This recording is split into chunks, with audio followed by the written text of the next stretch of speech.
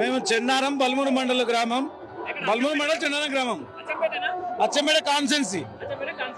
Okay, ఎట్లా అనిపిస్తుంది మరి ఇంత మొత్తం అచ్చంపేట మళ్ళీ గులాబీ? ఇది జన ప్రపంచనం. జనం మెచ్చిన నాయకుడు కేసీఆర్. తెలంగాణ రాష్ట్రాన్ని తెచ్చినటువంటి నాయకుడు కేసీఆర్. కేసీఆర్ మించినటువంటి నాయకుడు లేరు. ఈ రేవంత్ షోపుటపులు ఢిల్లీ పెత్తానము తెలంగాణలో నడవది.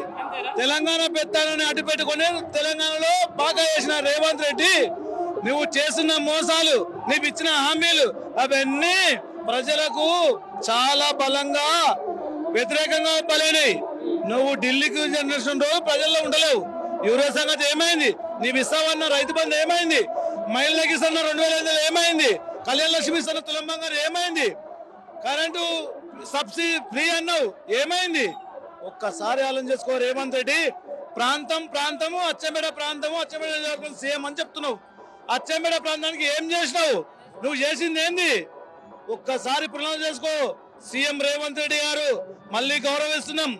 ఏ ప్రజలైతే నిన్ను గౌరవించరు అదే ప్రజలు 20 నెలలు కాక ముందుకే నిన్ను దించాలని, మళ్ళీ ప్రభుత్వం మారాలని, కేసీఆర్ రావాలని, టిఆర్ఎస్ ప్రభుత్వమే ఉండాలని ఈ రోజు ప్రజలల్లా బలంగా గట్టిగా దృఢంగా ఈ రోజు పాతుకుపోతుంది రేవంత్ రెడ్డి గారు.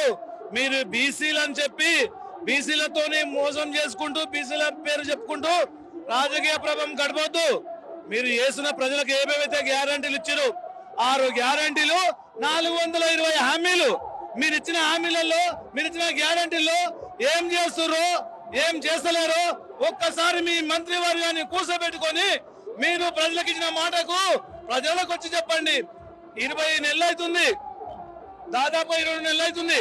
సర్పంచ్ ఎన్నికలు ఎందుకు పెడతలేరు? ఎంపీటీసీ ఎన్నికలు ఎందుకు పెడతలేరు?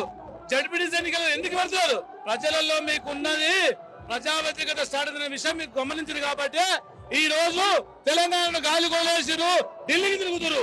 జై తెలంగాణ, జై జై తెలంగాణ, జై కేసీఆర్.